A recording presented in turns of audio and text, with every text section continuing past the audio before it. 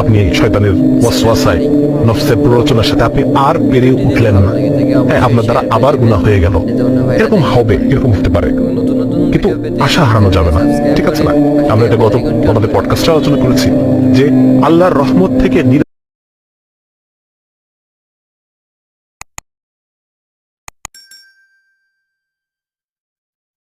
হওয়া, এটা আমাদের আলেমরা বলেন এটা কুফর।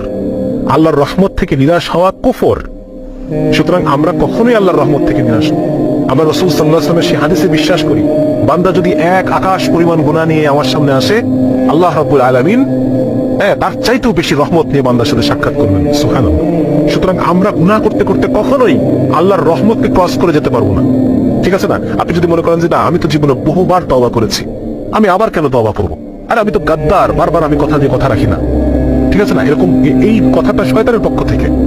আপনি বারবার আল্লাহর কাছে ওয়াদা করবেন, আল্লাহ তাআলা এগুলোতে মাইন্ড, এমন না যে আল্লাহ তাআলা মাইন্ড করবেন, এরকম না, বরং ব্যাপারটা এরকম যে আমি বারবার আল্লাহর কাছে তওবা করব।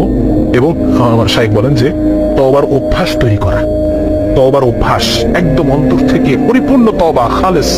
এমন না যে আমি তওবা করলাম কিন্তু মনের মধ্যে আছে যে আমি আবার গুনাহ করব, না, বরং প্রতিবার এক কঠিন তওবা আমার অন্তর মধ্যে থেকে আসবে, তারপরে আল্লাহ রাব্বুল আলামিন আমাকে প্রতিবারই মাফ করবেন।